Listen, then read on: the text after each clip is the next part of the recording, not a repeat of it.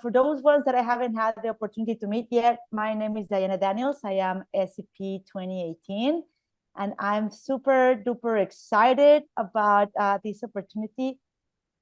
We have with us Matt Abrahams, Professor Abrahams, who many of you guys already know. Matt, especially for the guys that are probably with us that are from the 2023 class, you guys are the junkies already on SEP content. For the rest of us that haven't seen Matt like in ages, it's amazing to see you back, Matt. How are you?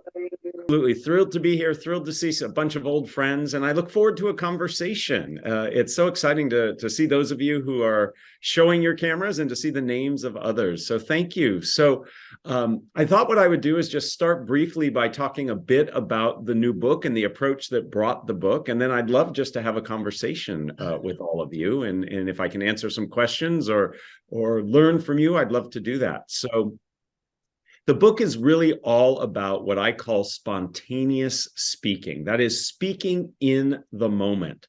Much of our communication, in fact, the vast majority of it, is not planned. It's not that presentation you create slides for, or the pitch that you practice, or the meeting with an agenda that you participate in.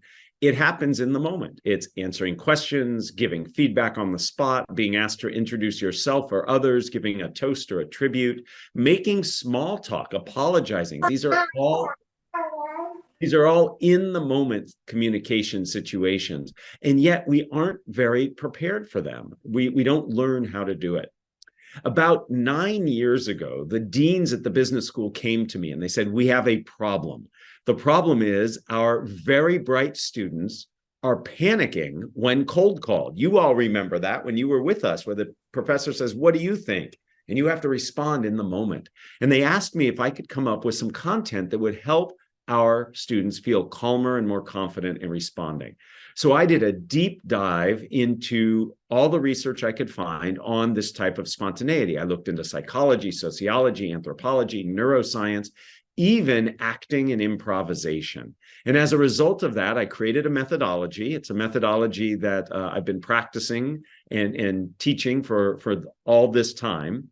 Every MBA student within the first 3 weeks of their career has an opportunity to take a session where we learn how to think faster and talk smarter. And that's what the book really boils down to. There are two parts to it. The first part is the methodology, and I'll go through that very briefly, and then I want to take your questions. And then the second part of the book is all about specific situations and how you can best apply the methodology. My whole goal is to provide tools that people can use if and when they're needed. I'm not saying this is the one and only way to speak better in the moment. I'm simply saying when you are put on the spot and you really want to shine, these are tools you can use to help you. So the first part of the book is a 6-step methodology. The first 4 steps have to do with mindset, and the second 2 steps have to do with messaging. So when it comes to mindset, the first thing we have to manage is anxiety. And those of you who remember the sessions that I do in SEP, which I love doing, I always start by talking about anxiety, or at least cover it in the sessions we do, because anxiety looms large in planned and spontaneous speaking. So there are things we can do to manage both our symptoms, what happens to us physically and mentally, but also the sources, the things that initiate our anxiety. And I'm happy to go into those if any of you have questions. The second step is that we get in our own way. We want to communicate right in these situations. And I'm here to tell you, there is no right way to communicate. There are better and worse ways. So we have to dial down that judging and that evaluating that we do to allow ourselves to perform better. It's really simple. When we are memorizing or trying to do it right, part of our brain is focused on judging and evaluating, which means we only have a portion of our mental effort to focus on what we're saying. So if we can turn down that volume, I'm not saying we should never evaluate what we say, but if we turn down the overfixation we have on doing it right, we actually can do it better. So I have the audacity to tell my MBA students that they should maximize mediocrity. And you should see their jaws drop because no one in their lives has ever told them to be mediocre. But what I mean by that is if you just focus on getting it done, just answer the question, just give the feedback, just respond to the small talk situation. When you do that, you actually free up cognitive bandwidth to do it really well. So that's step 2, reducing that noise. It's all about connection, not perfection. Step 3 in the methodology is to see these situations as opportunities, as beneficial, as something that we can actually take value from. Many of us in spontaneous speaking feel like we're being judged and have to defend ourselves. So when somebody asks us a question, we don't say, oh, great, this is a question I can answer. We think, oh my goodness, I'm being challenged. This is a threat. And it changes our demeanor. We get tighter. Our answers are shorter. Our tone is more aggressive and curt. If we see these as opportunities, even if they're challenging, opportunities to connect, to learn, to expand, if we see that, it changes the way we present. We open up, we say more, we're more collaborative in our tone. So we need to see these as opportunities. Step 4 is listening. I don't have to tell SEPers the value of listening. You heard from many of my colleagues, myself included, that you have to listen first. A good leader listens. And in the book, I talk about different approaches to listening, many of which I borrow from some of my colleagues that you have all learned from. That's the first 4 steps, mindset. The second 2 steps are messaging. I hope all of you remember that I am a huge fan of structure. I believe structure gives us the tool that we need to get through our spontaneous communication in any communication. A structure is nothing more than a beginning, middle, and an end, a logical connection. It gives you a recipe into which you put information that helps you be more effective in what you say and how you prioritize to say it. My favorite structure, maybe you remember it, is 3 questions: what, so what, and now what. There are many other structures: problem, solution, benefit, comparison, contrast, conclusion, past, present, future, many structures that I talk about in the book. But the idea is if you structure your information, it's easier for you and your audience. And then the final step, the F word of communication, not that naughty one, focus. Many of us, when we're speaking in the moment, are discovering our responses as we're responding. So we tend to take people on a journey of our thought process as we're discussing and deciding what to say. We say more than we need to. My mother has a wonderful saying, tell the time, don't build the clock. We have to be focused. So in this chapter, I talk about how we can focus. It's about making sure you know what's relevant to your audience. It's about choosing your words wisely and avoiding using jargon and acronyms. So that's the 6-step methodology. 4 on mindset, 2 on messaging. And if you practice these over time, you can become a much more effective spontaneous communicator. So that's the background. I wanted to just give you an idea of what I've been up to. I'll give you, before we're done today, some resources that can point you to more information beyond the book. And I would love now to turn it over to Diana to see if there are any questions or concerns that she has, or perhaps others of you have. I do have to, that's very important to me. One of your colleagues, in a conversation that I had with Sarah, ended up being in my book.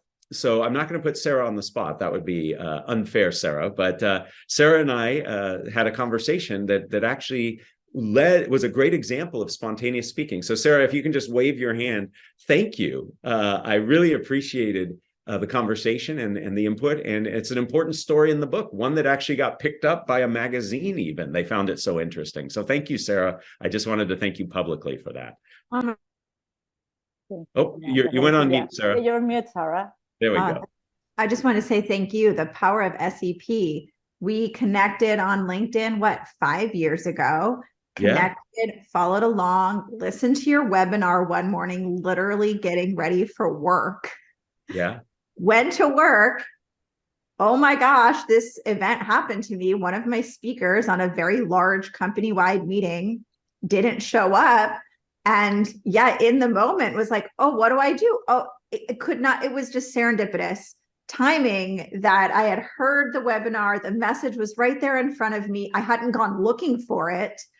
And then I simply, just for the group, I simply shared, I'm like, hi, Professor Abrahams, you'll never guess what happened at work today. And I got through it with flying colors. Senior leadership commended my efforts, and I was just so proud of myself for just getting through it. So that's all kudos to you. And yeah, thank you.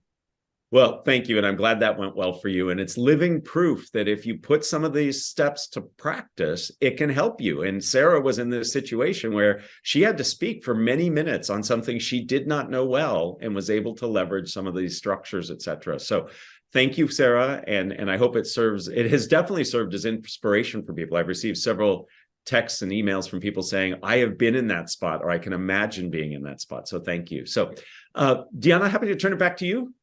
Thank you, Matt. Yeah, you know what? I gotta tell you that one of the things that I took from your book is that you kind of like demystify the thing that we need to have like this innate talent about impromptu speaking. And I gotta tell you that it actually was in one of the SEP classes that I remember that I was called on the spot. We were talking about something on the crisis on the 2017 crisis, and I have kind of like to use. I feel like in this in the weaker link type of thing, like I have to use a resource, and I called my friend DK. Oh, can you help me answer this question, because I couldn't, weird for me not having the talks, the speak. I'm always talking, but in that moment I couldn't see it. So what do you tell us a little bit about, like, you don't really have to be a natural born speaker. You actually can learn the skills to do so. That's right. So there are two fundamental counterintuitive ideas in the book. There are lots of them, I think, but the two major ones are, first, that you can actually get better at this. Many of us feel that we're just born the way we're born. Either I have the gift of gab or I don't. I can handle these situations or I can't. And the reality is this: you can learn to be better at it. I have learned to be better at it in my life. Let me tell you, with the last name Abrahams, AB, I always go first alphabetically. So I'm always put on the spot, and I've learned to get better. And one of the things that I felt, I love being at the business school. There are so many reasons I love doing what I do. One of them is that Jennifer Acker is there, and her name is AA. So for the first time ever, I don't go first. And so I thank Jennifer for that. But yes, I have had to learn in my career. I have coached hundreds and hundreds of people how to be better speaking spontaneously. You can learn. Now, it's not a light switch. It's not like, oh, I know I have this methodology and now I'm a wonderful spontaneous speaker. You have to actually work at it. And that's the second counterintuitive notion in this work, which is you can prepare to be spontaneous. And when people hear that, they're like, what does that mean? And I say, if you've ever played a sport, if you've ever played a musical instrument, like and played jazz music, for example, you practice, you do drills, you play chord progressions. And then when you go into the game or you do the jazz jam session, you rely on that preparation to be spontaneous in the moment. So these are things you can work at. It takes time. There are only three things you can do to get better at communication, and actually anything in life: repetition, reflection, and feedback. That's it. So you have to practice. You have to reflect. You have to think what works and what doesn't. If you don't, you're falling into that trap, that definition of insanity, doing the same thing over and over again, expecting different results. You have to reflect, and then you have to get feedback. And one of the beauties of the SEP program is how close and tight you all become with each other. Use each other for feedback. Use each other to practice. That's how we get better. So, long-winded answer, everybody can get better. It just takes time. And what I want to say here, Shiner is actually telling us a very cool question, because it relates to many of us that English is not our first language, right? So what do we do when we're trying to convey the conversation or the message, those awkward moments of silence? What can you tell us about it? Well, so you brought up two things there. So let me address the silence piece first, and then I want to talk about those of you who are speaking in a language that's not the same as those of others. So we have this notion that when it comes to speaking in the moment, that we have to respond immediately. We associate immediate response with competence, confidence, credibility, and that's not really true. You can actually pause and take a beat. You can collect your thoughts. You can do it without announcing it. You could say, hey, I need a moment just to think. It's okay to do that. If you remember from your coursework on status and power, when you take a pause, you demonstrate your power, your status in that moment. The other thing you can do is buy yourself some time. You can ask a clarifying question. So if somebody asks you for feedback, you can ask a question back and allowing yourself to think a bit about the feedback you're going to give. You can also paraphrase. I am a huge fan of paraphrasing. Paraphrasing is where you repeat back in your own words in a distilled way what was said. So when somebody asks you a question, you can paraphrase the question before answering it. Not only does this buy you time, it actually makes sure that you're going to answer the right question. So this pressure to respond right away is a false pressure. We can take a beat. We can take a moment. We can announce that we're taking a moment. We can ask a clarifying question. We can also paraphrase. Now, for those of you speaking in a different language than the others in the room, this is very challenging for many reasons, right? You're trying to get the right vocabulary, the right syntax. The recommendation I have comes from one of my podcast guests. I hope you all know that I host a podcast for the business school, Think Fast, Talk Smart. The name of the book, Think Faster, Talk Smarter, came from the podcast. And I'm not very creative with names, clearly. And I interviewed somebody on the podcast about speaking in English. He's an English language learning instructor. And he said something that I think is really important for all of us. He said, the goal when you are a non-native speaker of the language you're speaking is not to sound like a native speaker, because that's going to be incredibly difficult. Rather, the goal is just to get your information across. So when we think about that and say, I just have to get my information across, it opens up a whole bunch of other tools that trying to sound like a native speaker prohibits. So for example, you might repeat yourself. You might say something and then tell a story, or you might say something and ask a question that reveals what the point was about. It is through that repetition that people better understand your point of view. And let me use this as a real quick opportunity. There are so many people who listen to Think Fast, Talk Smart who are non-native speakers around the world that we are now including English language learning content with every episode.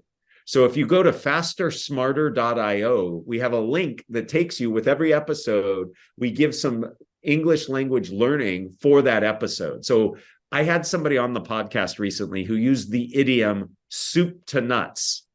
If you're not my age, you don't know what soup to nuts means, period, even if you're an English speaker. But if you're a non-native speaker, that's a meaningless phrase. It means from beginning to end. Saying, we did this from soup to nuts means we did it from beginning to end. But the point is, we are now defining those things to help people. So if you or others want to use the podcast, not just to learn communication, but to learn English better, we're trying to help. So anyway, long-winded answer there. Don't feel pressure to respond right away. Awesome. So we have Emma here that wants to ask you a question. Emma, unmute yourself. Come in. Yeah. Hi. Good to see you. Hi, Matt. Thank you very much. I mean, I just want to, guys, share my experience working with Matt for quite a long time ago. I was raising the funds for my B round, and my problem was around even I did not a lot, and I was speaking trying to bring this kind of information across as much as possible, right? So, and after a couple of discussions that I did with Dr. Matt, so two things I discovered, which we already discussed today, is a power of that asking questions and paraphrasing. So, and taking the pause. That changed completely the way how I started listening myself. Because when I was talking and pitching the investors, literally I couldn't listen myself. My goal was just deliver as much as possible information, and I thought in such a way I can make this successful. So then I spent couple of weeks with Matt, and I used all these techniques, guys, in this whatever I'm maybe number one in the who bought this book when it was published. So I'll tell you one thing: I've been super successful.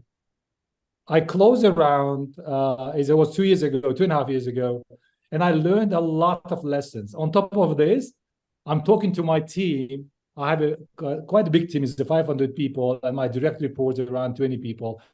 And I'm now giving this book to them and discussing this. And I want to just thank you, Matt. You really, really did a great job. It's so clear, it's so simple, but the question is, if you repeat it, if you do the repetition, if you do the reflection, every single person able to do this. There is no doubt in it. Thank you very much. Thank you. What a great endorsement. And it was a pleasure working with you. And I am happy to work with any of you all. I love the SEP program. And if I can help, let me know. Are there questions? I have a question though. Yes. Sure, please. We talk about like the importance of having spontaneity into the conversation. What about if either your organization or you work for an organization that is not spontaneous? Yeah. What could be a good way to help your company embrace this model? Yeah, so there are many, many companies. My wife actually worked for one where everything had to be planned out, everything had to be scripted, and they missed a lot of opportunity. I mean, you all know, the ethos of the business school is disruption. It's about trying to make things better. And sometimes, most times, it can be a little messy, and it happens in the moment. Now, that doesn't mean that we never prepare. That's not true at all. You do have to prepare. You do have to be thoughtful and mindful, but a lot of what happens is in the moment, and you have to be able to respond to that. I am a big proponent of when you're trying to induce cultural change, especially around communication, that you do it in small pockets. You find little pilot programs or groups of people that can demonstrate this. So maybe you take a particular team, maybe it's the strategic planning team, maybe it's the implementation team, whatever, and you start infusing some of these practices into their work. And then you have a proof point that you can go to and say, look at how this group is performing differently or better. Look at how we are responding in a more nimble and agile way. And by proving that and showing that, others are more likely to get engaged. So start small, but start focused. Be strategic on where you start. Equip these people with the skills, give them the practice and the feedback, set up a notion that failure is okay. Making mistakes is all right. In fact, in the book, I have a whole retake on mistakes. Many of us are fearful of mistakes. I see mistakes as missed takes. If you know anything about film or movies, they do scenes and they record them multiple times. They do takes. They bring out that clapboard. They go take one, take two. When something doesn't go the way you want it to, consider it just as a take. We're just going to do it again. Take two. Maybe not in this moment, but the next time I give feedback or the next time I answer a question. So if we have a more positive approach to failure, to mistakes, it actually helps us. And you can inculcate this. You can bring it to an organization, but you do it in small steps. And I think that's the best way to do it. Thank you, Matt. I want to bring Megan P. She has a question. Come on, Megan. Hi. Thank you, Diana. Hi, Matt. I have a question. I'm in tech, Yep. and I'm starting a health AI company with a medical scientist. Great. For professional women. And Yeah. My question is, we are we're really early, but we have fantastic vision. We want to think about how to do pitches together. Any suggestions for that scenario? Like, how do we best prepare for that? Thank you for asking that question. And actually, if you give me just 1 second, I'm going to bring up, I'm going to teach all of you my favorite pitch structure, and then I'll put a link into, I'm going to put some links into the chat, and we'll make sure that those of you who aren't part of this, who are listening on the recording, somehow you get that information. But so the first link I just put in there is a link to an HBR article that is written about my book. So if you haven't gotten the book and you don't want to, shame on you. No, you can read this and it'll be helpful to you. But I want to introduce you to a pitch structure that I love. And this pitch structure, I'm now putting the HBR article about the pitch structure into the chat as well. But I'm going to bring up a slide deck very quickly. I don't want to lecture, but I want to show you this structure because I think it's very useful. So I was doing an executive education program for the business school. It was one where we brought in 25 seed stage companies, and they were, each of them was learning how to grow their businesses. And as part of it, I think, can I ask to be made a co-host so I can share my screen? I think I need, or maybe I don't. Oh, here we go. I don't need it. Never mind. So I was asked to help them with their work, and I had to meet with each of the 25 companies for 30 minutes, and it took me forever to figure out what each company did. So I came up with this structure that I think is amazingly helpful for pitching. It's 4-sentence starters. What if you could, so that, for example, and that's not all.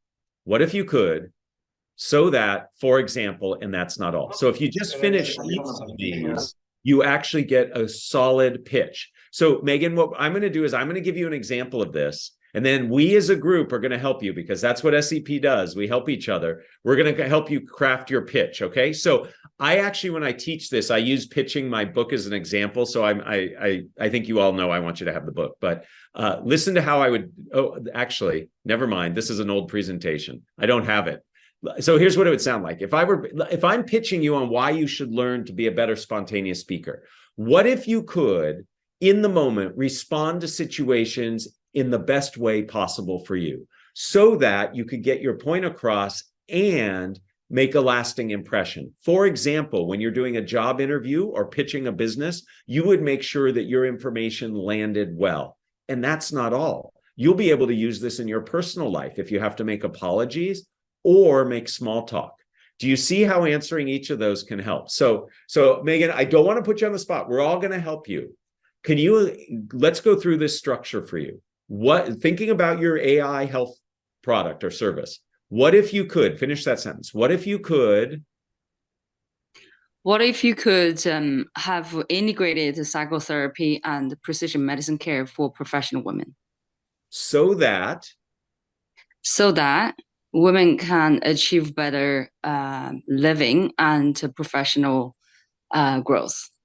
Awesome. And now, can you give a specific example where you think this would really help? So you could say, imagine a woman who is this, or imagine this. So for example,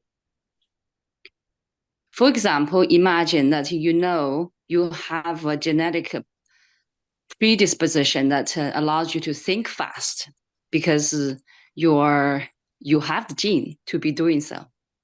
Awesome. And that's not all. This service can help you how? Service can help you to have much better health span and lifespan. All right, everybody start writing your checks. Megan has a great pitch. So do you see how leveraging a structure can help you very quickly formulate an idea? Now, I'm not saying that's your pitch, but I'm saying that you could use that structure to initiate a deeper discussion about a more formal pitch, where you would put a deck together and you would bring it to particular individuals. But Megan, I hope that's helpful to you to think about. And I put into the chat the HBR article that goes through it. So you all will have that. But thank you, Megan. By the way, I put you on the spot, and that was awesome that you were willing to play with me on that. But you can see how a structure in the moment can help you create something that's useful. So thank you for that. And I hope that structure is one that helps you. Very helpful. Thank you so much. Yeah. Amazing, Matt. We have another question from Rob. Rob has been there very patiently with his hand up. Yes, good to see you. Bob. Thank you. Thank you. Hi, Matt. Thanks for being here. Still remember the sessions you taught at SEP 2018. Here's my question, or I'd like to get your thoughts on. I feel like increasingly, given sort of the environment out there, that a lot of discussions aren't really the discussion, right? Especially spontaneous ones. And so I find myself, I imagine others do, you're in a discussion, but it becomes clear there's other stuff that's really behind it, almost like a combination of artificialness and a lack of forthrightness with sort of an ideological bent. So I feel like you kind of either have to tackle it head on, or I don't know, it feels like it undermines the discussion. I don't know if you have any thoughts on that. I feel like it's getting worse, so I'd love to hear any thoughts you have on that. So there is a lot of veiled communication going on. I always use interviewing as an example of what I'm about to recommend here, which is when you're being interviewed, people ask questions, but they're questions behind the question, or their motivations or hidden agendas or things that are going on. And the best answers in interviews are the ones that actually address the unasked question or the underlying issue. So part of this boils down to two things. So let me answer the question directly. I think you have to call it out. But in order to do that, you first have to make sure you're comfortable and confident. The very first step in this methodology is anxiety management. It is very hard to suss out the underlying motivation for what's being said and to have the confidence to confront it or address it if you're highly anxious. So we have to start by managing anxiety. The second step in this is really the fourth part of the methodology, which is listening intently. When we listen, we tend to listen just enough to get the gist of what somebody is saying, and then we start rehearsing, practicing, judging. If you listen deeply, you might be able to suss out what's motivating this or what the underlying ideologies are. But to listen that deeply, you really have to focus. You really have to pay attention. And it's not just to what is said, but how it's said, the context in which it's said, when it is said. So we have to listen more broadly. We have to open up the aperture of what it is that we're listening for. In those circumstances, I like to use paraphrasing as a way to get at it. So when somebody's bringing something up, and I think there's an underlying ideology, I might say, so what I hear you saying is really about how we can best expand our operations internationally. But I'm sensing that behind that is really a concern that our domestic market isn't as strong as we want it to be. So do you see how I use the paraphrase to acknowledge I hear what you're saying at this level, but I'm suspicious of something underneath, and I phrase it more as a question rather than an accusation.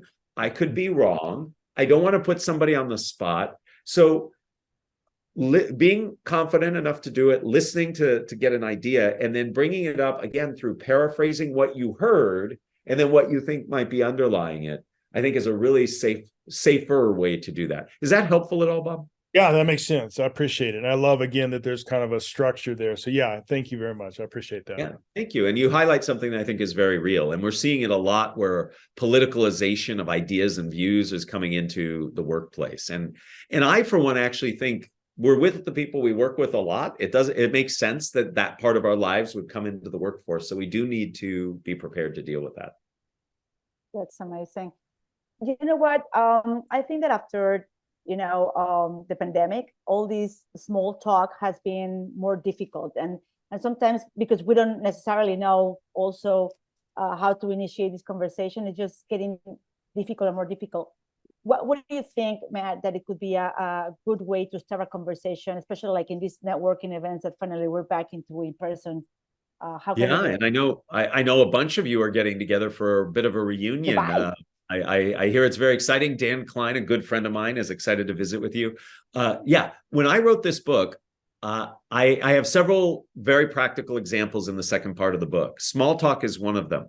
I did not expect that to be the most frequently asked topic I got asked about as part of launching this book. I thought people would want to talk about feedback or self-introductions or answering questions. I get more questions about small talk than anything. By no means am I an expert at it, but I want to share some advice about small talk. First, on my podcast, I interviewed a woman named Rachel Greenwald. She's a professional matchmaker and an academic, really interesting woman. And we talked a lot about small talk. And she left me with this one bit of advice that I carry with me wherever I go. And that is, in small talk, in chit chat, in conversation, your goal is to be interested, not interesting. Many of us want to be super interesting. We see it as a tennis match where I want to get the ball over the net and I want to ace it in and I want it to land well. But that's not the right way to view small talk. Small talk is about being curious. It's about extending the conversation. So rather than seeing it as tennis, I'd rather you see it, and I don't know if this translates to all parts of the world, but here in the US, we play this game we call hacky sack. It's a little beanbag ball. And the idea is you pass the ball back and forth without it ever hitting the ground. So your goal in handing it off to the person next to you or the other player is to do it in such a way that you make it easy for them to keep the ball aloft. And that's how you should see small talk. It's about being interested, not interesting. The biggest challenge with small talk is starting it and ending it. Most of us start with trite, banal, overused questions. How are you? What do you do? These questions can get you into this doom loop where I say, hi, how are you? You say, great, how are you? Well, we're no better off, and now it's more awkward because we've actually initiated the conversation. So I believe the best thing to do is to highlight something in the environment or in the shared experience that you've had. So imagine you're at a conference, there was a keynote and a bunch of presentations, and now you're at the chit chat that happens afterwards, the party, whatever. You could talk about what happened. You could go up to somebody and say, what did you think when they said this in the keynote? Or did you notice this about the new release or whatever? So you're bringing something that you both have common experience. I typically like to point out things in the room I walked into. In the book, I talk about a time where I walked into a room, didn't know anybody, and I went up to somebody and I said, did I miss the memo? Everybody's wearing blue shirts. I didn't get that memo. The person I was talking to looked around, laughed, and said, oh my goodness, almost everybody's in a different color blue shirt. And we had a wonderful conversation, but we just needed to get it started. So mentioning something in the environment can help. And then getting out of these situations, I think, is the hardest of all. Most of us rely on our biology. I got to go to the bathroom, I'm hungry, I'm thirsty, to get out.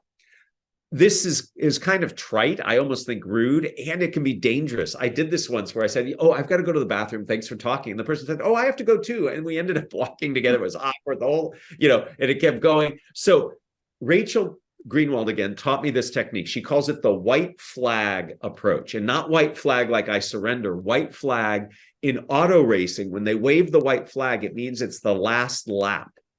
So the technique goes like this. When you want to leave a small talk conversation, you say, in a few minutes, I'm going to go over there and talk to some people I haven't seen in a while, or whatever, wherever you're going next. But you say, but before I go, I'd like to learn a little bit more. I have one more question for you.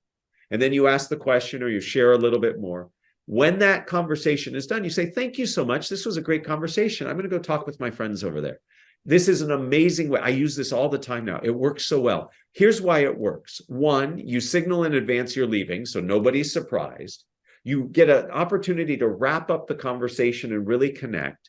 And the other person can prepare what they're going to do next, because I always feel guilty leaving somebody because they're like, oh, what do I do now? They've had time to think about what they're going to do next. It is the politest, easiest way to exit. So those are my 3 bits of advice. Be interested, not interesting. It's about curiosity and questions. Start with something that's common in the experience, and then finally exit with the white flag. I'm so going to put it into practice, Matt. And I want to call right now Tane, that she is writing in a card somewhere, I don't know, in the middle of where. Tane, be careful, Tanit, wherever you are, be careful. I'm on the back seat, luckily. Okay, very good. Thank you so much, Diana, and thank you so much, Professor, for like organizing this. I didn't do it. I just showed up. So yes, well, exactly. But Diana and everybody. The just and showed up is it's all about that. As you know, I'm in media. I'm in communications, and it's a whole field of work or line of work. Sort of depends on people not being anxious to communicate. So this is why I think it's brilliant you're doing it. I have actually 2 questions. I hope they're practical and short.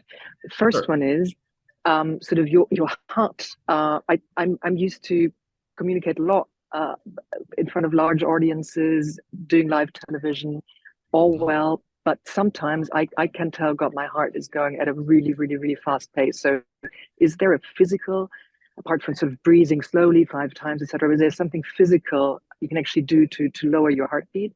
Second question would be, I admire people who speak in pictures and metaphors, who have brilliant examples that do seem spontaneous. Like when I do a speech, I have loads of time to think about it, and I like sort of speaking in visuals and images, etc.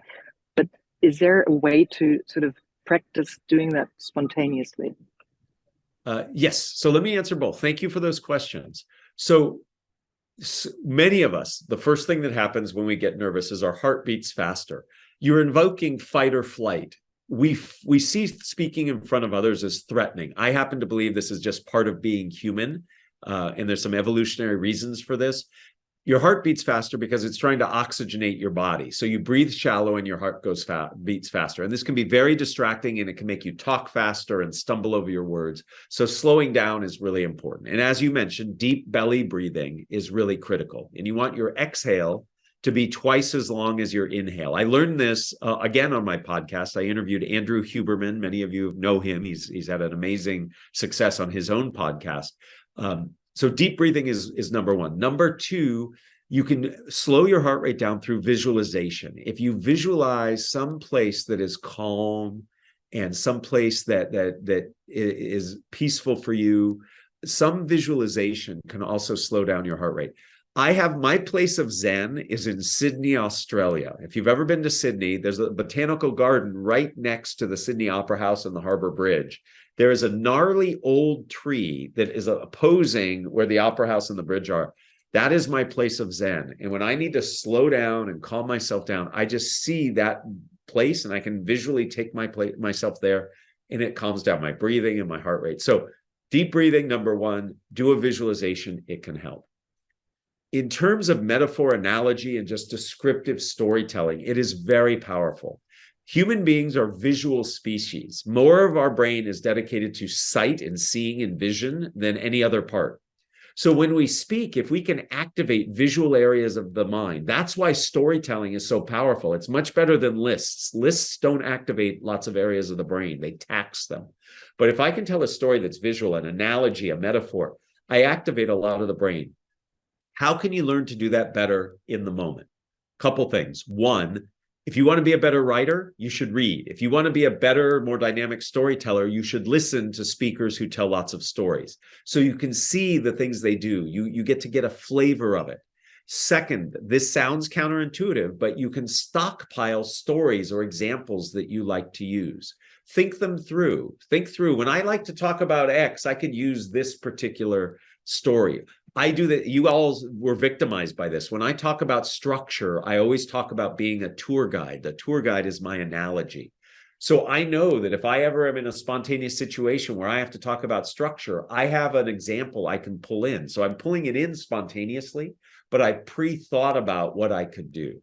So stockpiling certain examples, certain analogies, certain vivid descriptions, that can be really helpful for you in the moment. It's like if a structure is a recipe, stockpiling is like preparing the ingredients, chopping them, blanching them, sauteing them. They're ready. So in the moment when I need them, I just put them into the recipe and it helps. So I hope that there was some helpful advice there, Tanit, and I hope you're safe in the driving that you're doing. Amazing. Matt, I want to bring in Kanchan that has been very patiently waiting for you and the next question. Kanchan. Yeah, thank you, Diana, for that. And Professor Matt, it's a pleasure listening to you as always. I'm a big fan of you. The book that you've earlier written, I'm looking forward to reading the next book. And it's a great pleasure to be amongst the SEPians. Thank you so much for organizing another fabulous session, and to Diana too. So my question is, I've been struggling with two things. One is, sometimes I feel that I cannot connect to the people that I'm talking to. I feel that I come across as superficial. And the second thing is sometimes, in addition to being superficial, I don't come across as authentic. They consider me more of a marketeer than a really authentic person. So, and this is a challenge I would love to overcome. So I'm sorry that you feel that way, number one, and you're right that we do want to come across as authentic. I don't want to turn this into a one-on-one coaching session, but I would ask that you really think about how you know that information. I mean, maybe you've been given it feedback, maybe it's just an intuition. So I will say one thing, and then I want to answer your question. We are not the best judges of our own communication. There's a feel versus real gap. It's a perception gap. What we think and what others experience are often different. My MBA students, this is one of the biggest takeaways they have from the course I teach, the strategic communication course I teach, because we digitally record everything they do. and they have to watch it not once, not twice, but 3 times in different ways. And they always come away saying, the way I felt is not the way I came across. So any of you who have these negative thoughts about how you communicate, if part of that assessment is internal, I would seek external feedback, either through people or recordings, etc. Because again, we are not our best. We don't perceive ourselves the best because we have access to too much information. If I'm a nervous speaker, I know how I feel. I know what I wanted to say versus what I did say. We as your audience only see what you do say. And that can really help you to just think about that.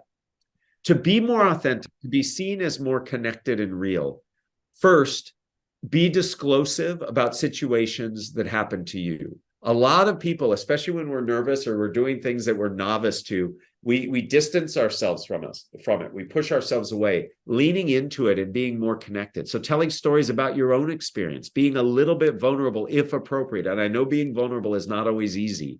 Brene Brown is right that vulnerability can help, but not everybody has the right to be vulnerable in the same way as everybody else. So we have to think about that.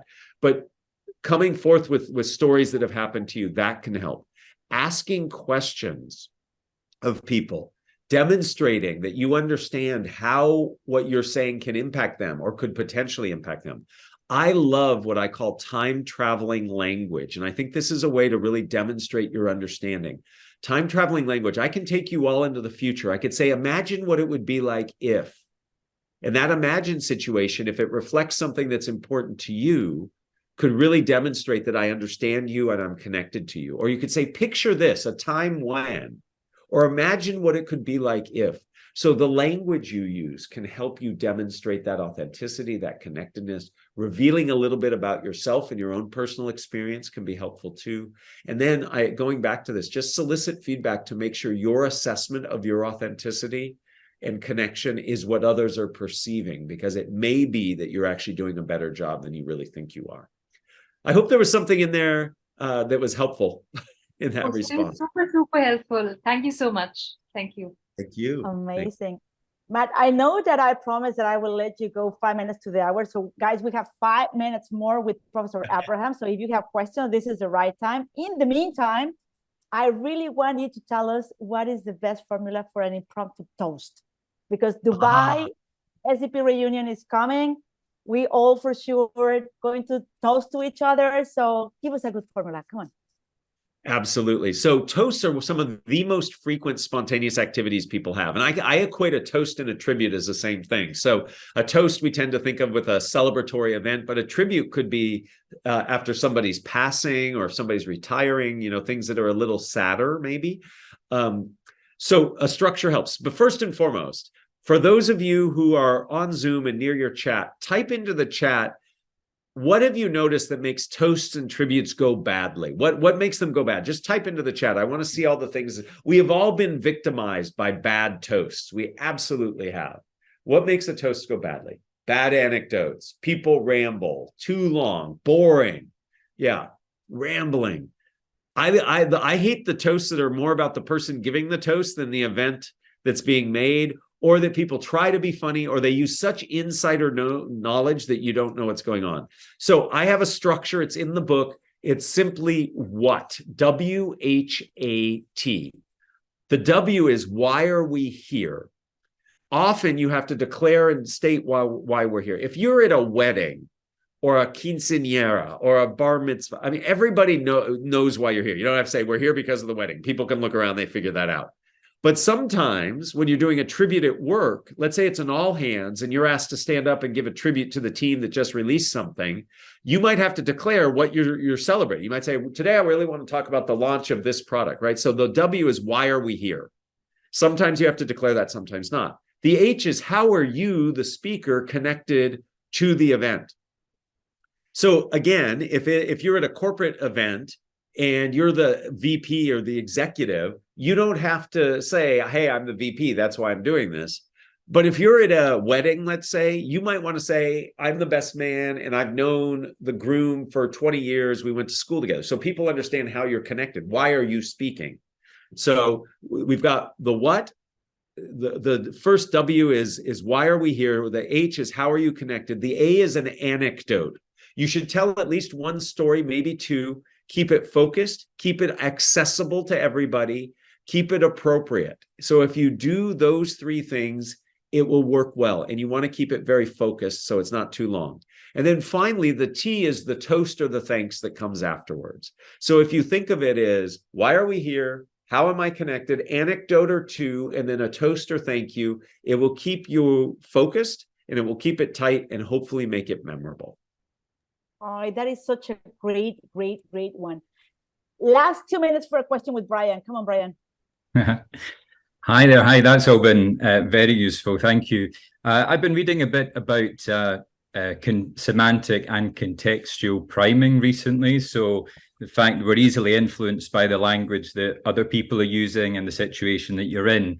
And you start to realize just how easily influenced you are by a situation that you're in.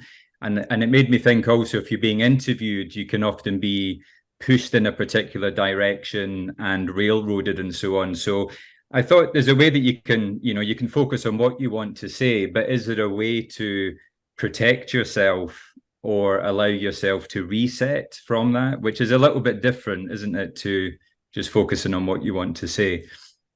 Does that make sense to the question? No, the question absolutely makes sense. And I love that you're thinking about how framing through language can really affect us. I have a real quick personal story on this. I have teenagers, and one of them is interested in getting a car, right? He's just learned to drive. He wants to get a car. He's looking into it. And I said, okay, go look for some used cars. And he came back and said, Dad, I can't find any used cars. And I said, well, I know during the pandemic, it was hard to find cars. What do you mean? He goes, I can't find used cars, but I can find a whole bunch of certified previously owned vehicles. And I thought, aha, see, so it's the same piece of crap car, right? But when it's called a used car, you think of it one way. And when you think of it as a certified previously owned vehicle, you think of it as another way. My point is this, your point exactly. Language can influence how we see things and how we are perceived. And it's important to manage that. I would argue that if you can get comfortable with this spontaneous speaking methodology so that in the moment, you can focus on how you say, the wording you use, because you know the structure and the way you will package it up, that makes life easier for you. If you're so fixated on, I have to respond, and you're in that moment of panic, you can't pay attention to the language. You can't pay attention to how somebody might be trying to draw you in one way by using words of a certain type. But if you have a structure and a path you can go down, then you do have the cognitive bandwidth to actually focus on the things you're talking about. So I would encourage everybody to think about the language that is used. Language is used all the time to get us to think in a certain way. I interviewed Jonah Berger. He's a professor at Wharton, but a Stanford PhD, GSB PhD grad. He wrote a whole new book on language and wording and talking exactly about what you're talking about, Brian. So you can listen to that episode. You could look at his book. It's really fascinating how words influence us. Let me do this because we do need to wrap up. So I'll let Deanna have the final word, but I just want to first say thank you all. In the chat, I'm putting my LinkedIn. I love LinkedIn. I'm on it all the time. If any of you have ideas or access to ways that I can bring my message about this new book places, let me know. I do free virtual book talks for companies. If you have insight to podcasters, others, let me know. I love bringing this message to people. I really want to help people feel better in the moment. Keep the SCP spirit going. You guys are fantastic. If I can help, let me know. I'll turn it back to you. Amazing, Matt. You've been amazing with us. We went soup to nuts about how to think faster and talk smarter. Now I know how to say it. And what a masterclass, Matt. Thank you so much. Thank you for being with us today. Thank you for making the space. Thank you to the SCPers that made a space to come here today. And I'll see you in Dubai. Hopefully, if not, we'll see you next year somewhere in the world. I don't know where. We'll see. Thank you, guys. Take care. Bye-bye. Ciao, ciao.